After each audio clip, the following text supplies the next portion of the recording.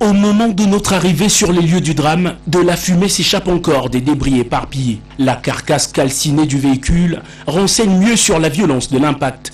Les premiers témoignages sur place renseignent un excès de vitesse et une défaillance de frein du bus surchargé de passagers et marchandises.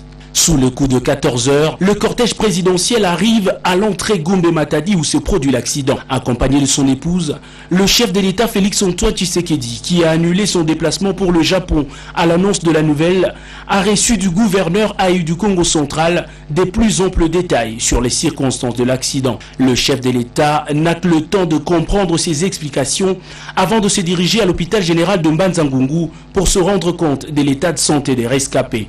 Ils sont au total 19 à avoir survécu, dont 3 dans un état critique. Parmi eux, le chauffeur titulaire du bus qui a cédé le volant à son second, ce dernier décédé sur les coups. Mais qu'est-ce qui s'est passé? C'est un défaut du véhicule. Ou bien c'est lui, c'est une erreur C'était son erreur et puis le défaut du véhicule. C'est-à-dire quoi son erreur? Quand on est en train de monter la montagne de Badjanoudi, en arrivant au sommet, il a remarqué qu'il y avait chute de l'air. Il aurait dû s'arrêter ou soit prendre directement la première. Pour le frein moteur. Il n'a pas mentionné ça, lui. Lui avait minimisé ça. Lui croyait peut-être en descendant avec la troisième vitesse, ça va monter encore. Quant au nombre de décès, l'addition est lourde. Ce médecin des urgences est tête de service la nuit de l'événement. Lorsqu'ils sont arrivés, il y a toute une équipe de nuit qui s'est mise en œuvre pour pouvoir les recevoir. Ce sont des polytraumatisés avec multiples fractures ouvertes, du fémur, du tibia et l'autre présente un tableau de thorax. Il y a une trentaine de corps qu'on a pu reconstruire qui sont complètement cassés. Et les populations environnantes décrivent cette descente comme un lieu à haut risque. Selon leur témoignage, il ne s'agit pas d'un premier accident, mais bien sûr d'un 4e de suite au même endroit. Les chauffeurs qui empruntent donc cette descente doivent être vigilants. A priori, vérifier la qualité de frein, mais aussi rouler à une vitesse comme indiqué. Félix-Antoine Tshisekedi a sur le champ ordonné le transfert par clinique mobile des blessés vers l'hôpital du Cinquantenaire à Kinshasa pour de soins appropriés. Il a également instruit ses services et le gouvernement pour une prise en charge complète des rescapés. Profondément touché par les pleurs de familles éprouvées, le président de la République a refusé pratiquement de s'arrêter aux urgences. Il insiste et poursuit sa ronde jusqu'à la morgue pour voir les corps calcinés de ses compatriotes. Une marque de compassion qui va sensiblement toucher les filles et fils. Au-delà des faits que vous avez relevés dans ces reportages, qu'est-ce qu'on peut comprendre de plus de ces drames? Écoutez, c'est un peu comme un arbre déraciné qui laisse paraître toute sa complexité. Cet accident remet en surface plusieurs problématiques. La première, c'est d'abord la problématique de l'état de véhicule qui circule dans le pays. On sait déjà qu'il y avait un problème de frein. D'après bien sûr les témoignages que nous avons reçus et des rescapés, il y avait un problème de frein en allant vers Louf. On a traité ce problème, on a essayé de réparer. Et en descendant sur Kinshasa, le chauffeur titulaire cède sa place à son second qui lui n'était pas très informé sur cela et qui ne pouvait pas gérer la situation en cas de problème. C'est ce qui est arrivé. Donc il y a un problème et on se pose des questions, par exemple, à quoi servaient les multiples contrôles techniques à travers le pays si on ne sait pas avoir des véhicules qui roulent en parfait état. Moi-même, en montant vers Mbanza-Ngungu hier, nous avons vu un bus qui n'avait pas de rétroviseur, ni à gauche, ni encore à droite. Ça, c'est un problème. Un autre problème, c'est le problème de surcharge. Le fameux problème de surcharge. Ces bus étaient surchargés, non seulement de passagers, parce qu'il fallait une trentaine de passagers dans le bus, mais ils étaient déjà plus de 50. Au-delà de cette surcharge de passagers, et même de marchandises. Il y avait de la marchandise au-dessus, comme dans les bus, mais aussi, plus que ça, selon les témoins, du carburant. On ne peut pas transporter les passagers et puis du carburant dans les mêmes bus. Ça, c'est un problème. Un autre problème, c'est au niveau même de la route. Vous savez, c'est une descente un peu serpentée. À ce niveau-là, aucun conducteur ne peut conduire à vitesse 3 ou 4 pour descendre à ce niveau-là. C'est impossible. Et on devait normalement avoir des dodanes à ce niveau-là. On peut aujourd'hui, comme certaines personnes que nous avons interviewées le disent, ont évoqué de problèmes mystiques et tout ça, oui, mais dans la réalité, là où l'accident se produit, c'est pratiquement le terminus de tout véhicule qui rate le frein au niveau de la descente. Il faut réglementer à ce niveau-là. Et le dernier problème, le dernier fait d'ailleurs, qui a attiré notre attention, c'est au niveau de l'hôpital de Mbanza-Ngungu. Vous savez, cet hôpital est pratiquement à près de 200 km de Kinshasa et l'hôpital dessert pratiquement une très grande agglomération avec des cités et villes entre Kinshasa et Mbanza-Ngungu. Mais à voir l'état dans lequel se trouve cet hôpital, ça fait quand même très mal, des infrastructures qui sont pratiquement vétustes, le matériel, bien que le personnel est là. Et le chef de l'État a vu ça, il a posé plusieurs questions, il est allé même, vous avez vu dans le reportage, jusqu'à la mort pour vérifier dans quel état se trouvaient les corps, mais aussi les infrastructures. Moi personnellement, ça ne m'étonnerait pas si le premier citoyen du pays réagissait favorablement à la réhabilitation de ce grand centre de santé.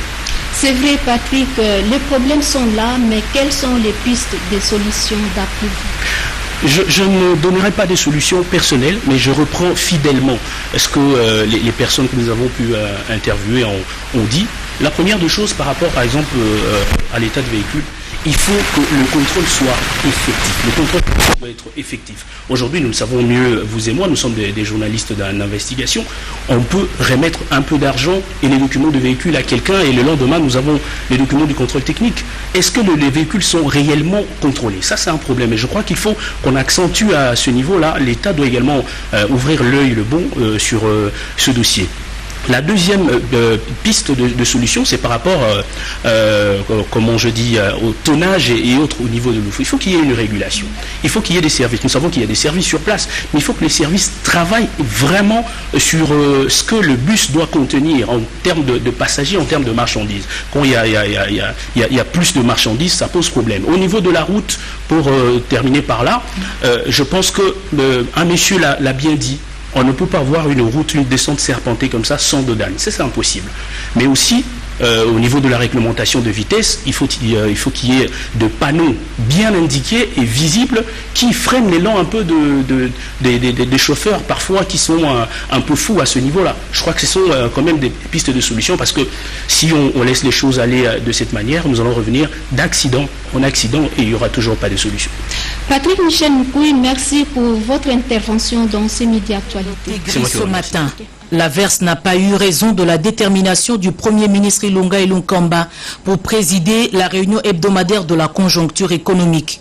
Steve Mbikai, ministre des Actions humanitaires, a passé la nuit du dimanche sur les lieux du drame à Mbanza-Ngungu. Avec lui, des ambulances et autres kits d'urgence. Revenu à Kinshasa, l'émissaire du chef du gouvernement vient faire le point au comité de conjoncture et les instructions ont rapidement été données. Le gouvernement a pris en charge totalement d'abord les soins.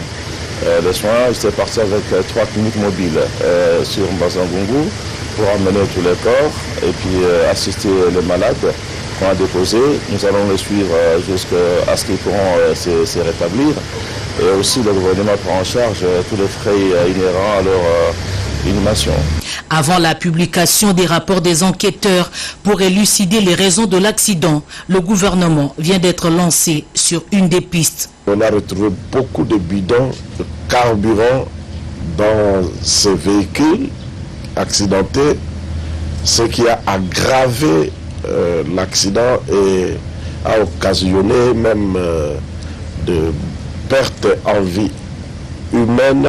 Et le ministre des Transports aussi a planché sur le même sujet en insistant sur le fait que les normes de circulation routière ne sont pas respectées. La responsabilité, tant pénale que civile, du propriétaire de ce véhicule-là est engagée à ce point.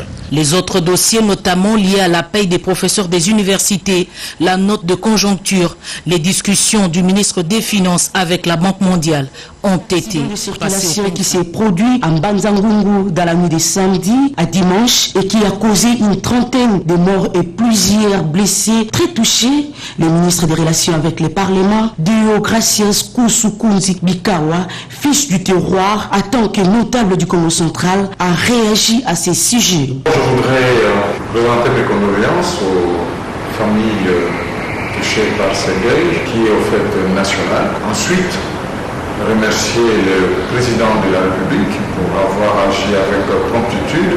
Je voudrais dire que le changement de mentalité que le président de la République a toujours promis, voilà le mauvais résultat que nous aurons à chaque fois que nous n'avons pas changé de mentalité. Il faut voir ces véhicules, comment ils sont encombrés quand ils reviennent de nous. Quand même vous vous arrêtez pour le moraliser, ces chauffeurs et ces beaux chauffeurs ne l'acceptent pas.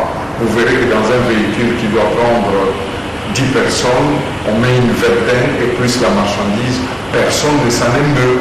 On voit même les beaux chauffeurs qui sont sur le véhicule. Je voudrais simplement dire qu'il ne faudrait plus que nous puissions vivre cela sur nos routes, sur la nationale numéro 1 dans la province du Congo central. Pour l'histoire, un bus de marque Tata en provenance de Loufou qui avait à son bord des commerçants et leurs marchandises a terminé sa course dans la nature à la descente de la montagne d'Ilombélé, précisément à la bifurcation qui mène vers Kamba.